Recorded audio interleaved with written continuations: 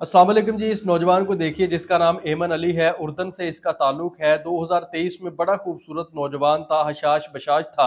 2023 में इसको फिर कैंसर डायग्नोज हुआ और आहिस्ता आहिस्ता ये बीमार होता गया, इसकी तबीयत मजीद बिगड़ती गई, इसका हुस्न जो है वो ख़त्म होता गया।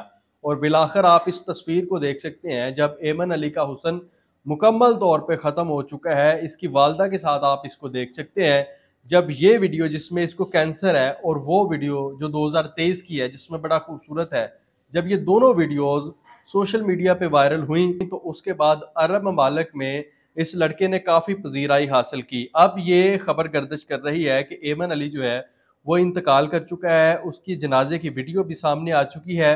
बात करने का मकसद ये है कि उरूज को जवाल है और जवाल को उरूज, उरूज को जवाल आते देर नहीं लगती, इसलिए हमेशा अल्लाह ताला का शुक्र अदा करें। अगर आप उरूज में हैं तो अल्लाह ताला का शुक्र अदा करें, अगर आप परेशान हैं तब भी अल्लाह ताला का शुक्र अदा करें। हर हाल में अल्लाह ताला का शुक्र अदा करना चाहिए।